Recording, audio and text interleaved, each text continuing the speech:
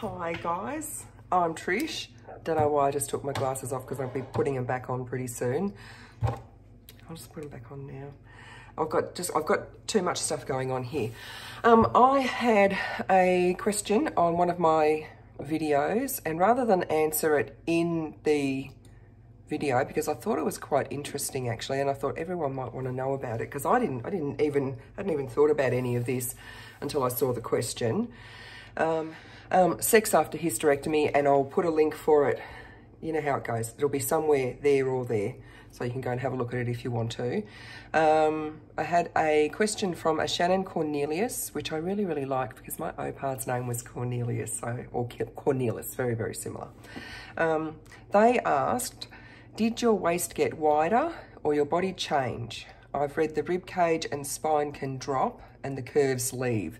Thank you for sharing your journey, with a nice love heart. That makes me happy. Now, when I read that, I thought it was, I hadn't even really thought about it.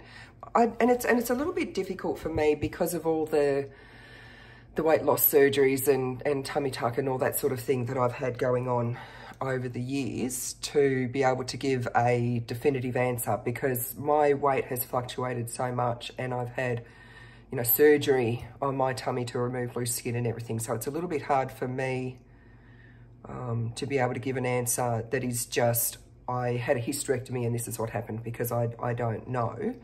But I did give it some thought, and I did do a little bit of, very, very quick little bit of research on it. And I was very, very surprised, because this is, when I read that question, it's one of those things that you read and you think, oh no, that just sounds a little bit bullshitty. But according to Google, it's not. I did a search, waist wider after hysterectomy, and it came up with, from a site called hormonesmatter.com.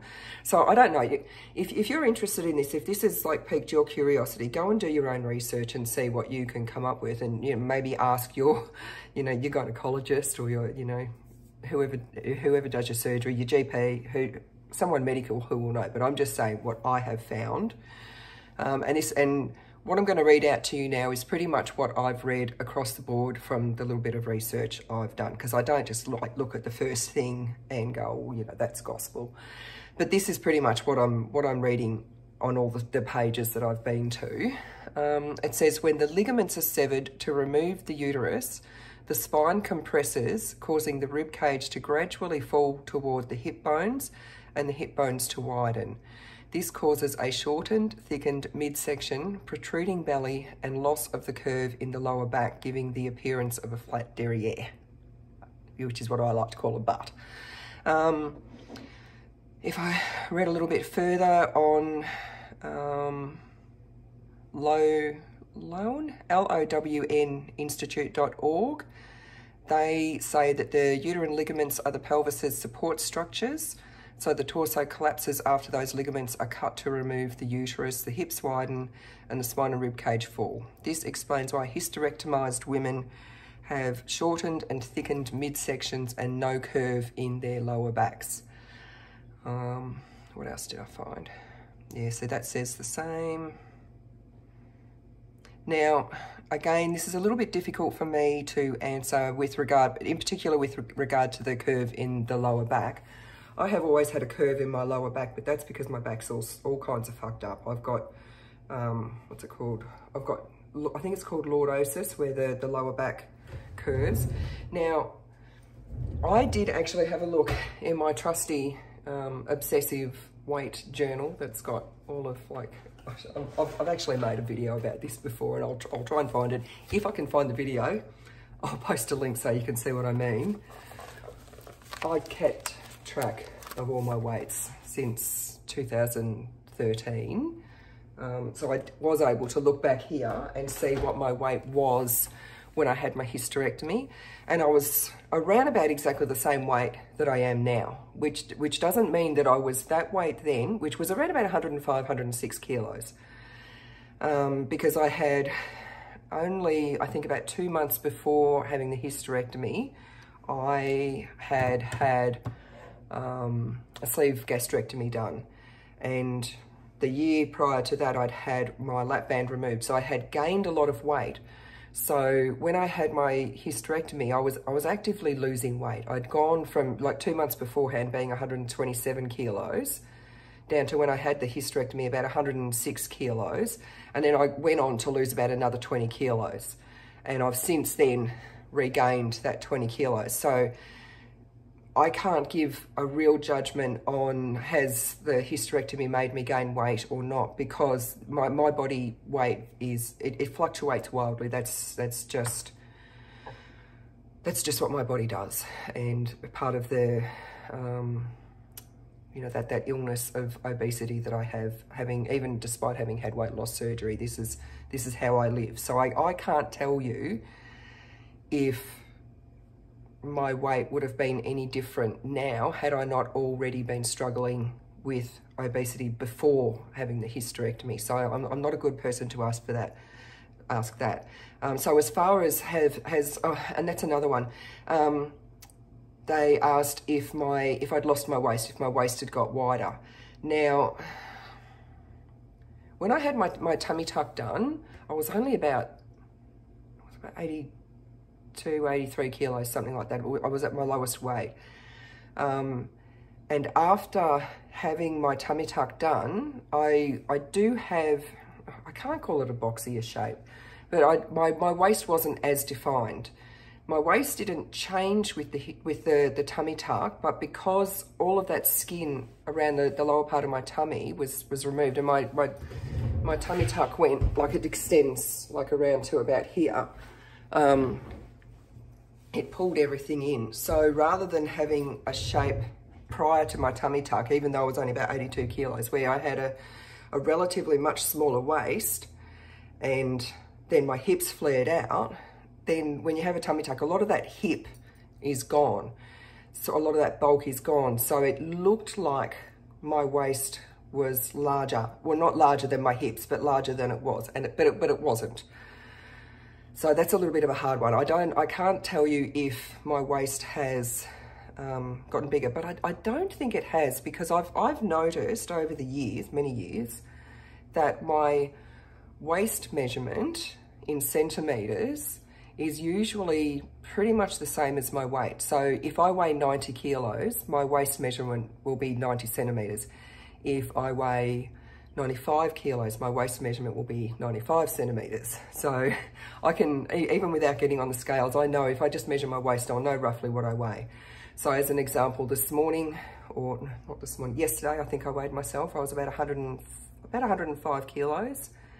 I measured my waist to make this video, and my waist was 104 kilos. So that hasn't really changed. So going by that, I don't think my waist has gotten wider. They also asked, have my hips gotten wider? And I can't speak for everyone. I can only talk from my own hysterectomy experience. They also asked if my hips had gotten wider. I don't think they have, or if they have, I've got another thing that I've noticed with my body, because I am so obsessive with it and measurements and stuff, although I'm not so much anymore.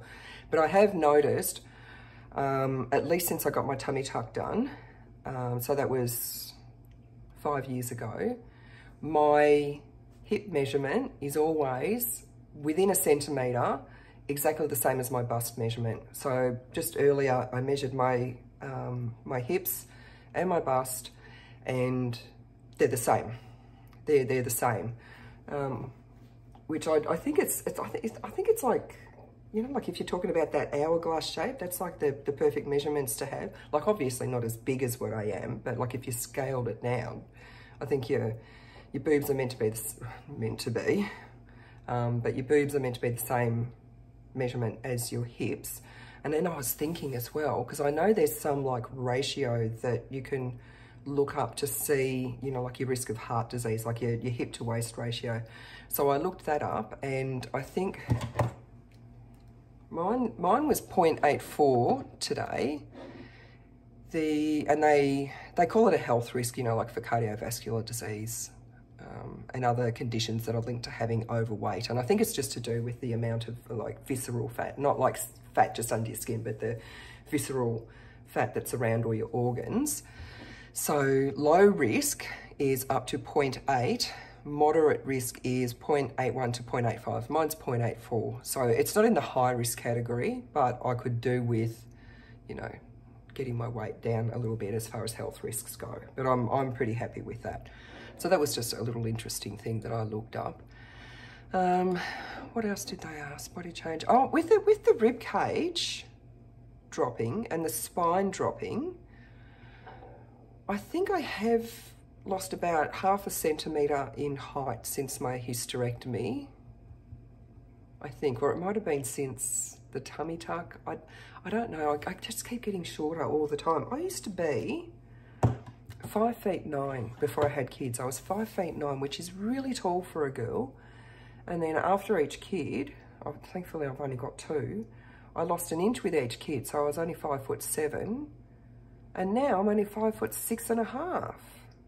And that was, although I think I lost that.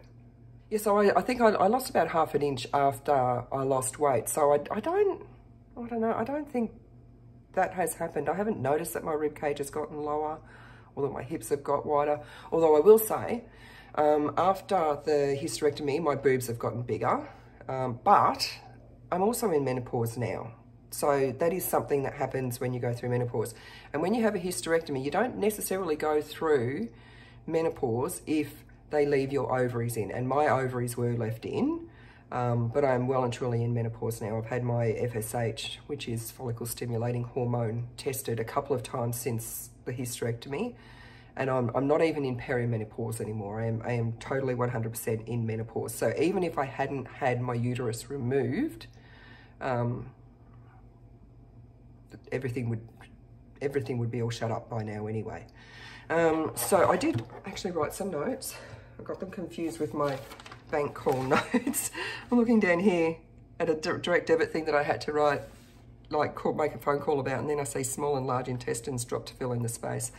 So that's all I thought that happened when you had your hysterectomy, had your uterus removed. I thought that your small and large intestines just dropped down because, I'll give you a quick anatomy lesson. Your stomach comes down here and it goes into your small intestine, which like squirms around all the way around down to here, which is the cecum, and then, you know, you've got your appendix if you've still got one there, and then your large intestine starts, and then your large intestine goes up here and across here and down here and then down into your rectum and down to the outside. And so everything just drops. But when you think about it, unless you're having a hysterectomy because you've got ginormous fibroids or whatever, and you know your uterus is the size of a football, your uterus is normally only the size of your fist or like a pear. It's quite small, so there's not that much space for it to drop down into. The main difference I've noticed in that whole area is, number one, I still get period pain. I still occasionally get period pain, which I always thought was coming from my uterus. It's obviously not where that pain was originating from. I don't know what that's about. Maybe just, I don't know, where everything's changed. Maybe it comes from my ovaries, because even though I'm in menopause now, my ovaries are spitting out a lot less estrogen and all the rest of it, that sort of thing. They still do, even into very old age, produce very minor amounts of hormones. So that maybe my ovaries, depending on the time of month or whatever, I don't know, maybe, but maybe the pain that I get that I always thought was period pain is coming from my ovaries, I don't know. Or maybe it's just how my intestines shift around from day to day. And I also have adhesions where my bowels have dropped down and just, you know, stuck onto shit, you know, like my ovaries. But that can happen with any surgery. You can get adhesions. I have noticed, I have had sex sometimes where I've had a lot of pain. I actually had sex with a guy that I was seeing a little bit towards the end of last year. And he wasn't particularly like massive or anything. He was just like a normal size, but sex with him, like it hurt so much that I thought, oh my God, I don't know if I can actually have sex anymore. This is terrible. But having said that, I did end up, like the next day I had a UTI.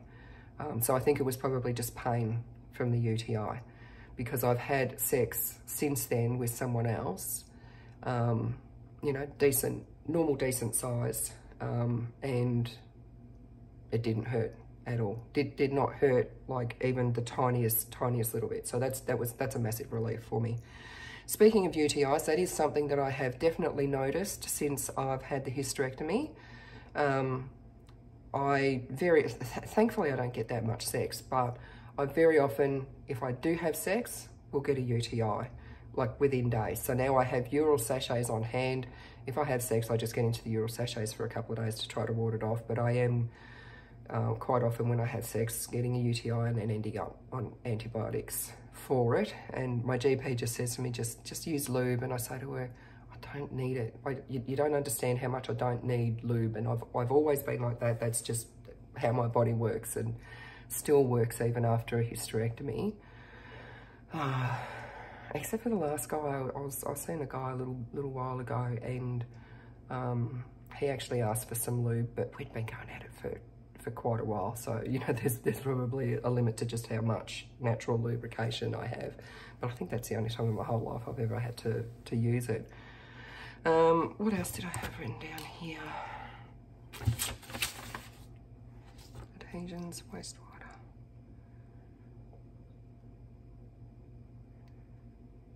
Oh, and I read something else about because of the hips widening out and losing the curve in your back, that your butt gets flat. Now, as the last guy I was seeing so very kindly brought to my attention, I do have a flat butt. I already knew that. I tend to have a lot of fullness in the top of my butt, but very little in the bottom part of my butt. And I'm telling you, I knock out the bridges at the gym, and I get on the cross trainer and I do planking. I work really, really, really hard on my butt. So what I've got, I'm happy with. I'm actually happy with my butt. I feel like I have a big butt, but it is flat across the bottom. But I am also in my 50s, for fuck's sake. But I'll show you what I mean. I've just got yoga pants on today because I was going to go to the gym, but then I didn't. I'll show you my waist. Now I do look, I don't know, in that, let me move that out of the way. I do look a little bit straight up and down, but I do have with the saddlebags, which gives me some shape. Now you can see, I've still got that lordosis there. See how my butt does, I do have that curve there, and I'm wearing the wrong undies for yoga pants, so they're cutting in a bit, but I do have a bit of a flat butt across the bottom, and I don't know if you can see it in these pants, but you can see I've still got, I'm happy with how I look. I don't feel like I've lost any curves at all. I sort of think of my body as having curves on my curves. So, but I've always been like that. So nothing really changed there. Other than my boobs got a bit bigger, but that was probably menopause. If my hips have gotten wider, I haven't noticed. It would only be a little bit.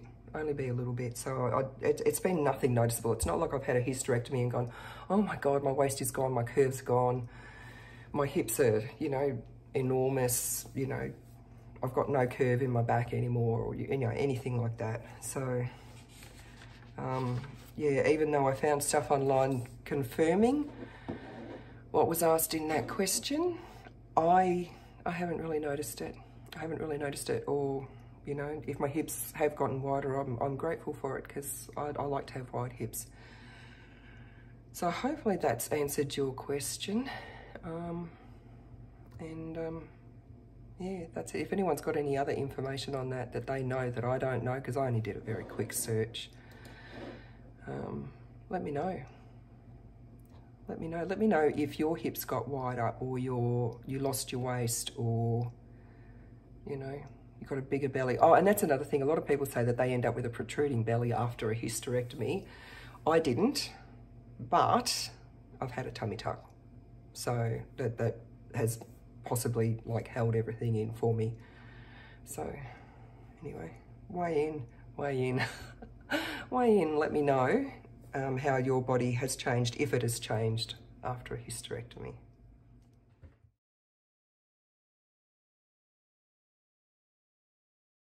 And I love, have I got food in my teeth? If I've got food in my teeth, I swear to God. Fucking Jesus Christ. What's it called? How come I can't? Oh, no, no. And it goes down. No, it doesn't.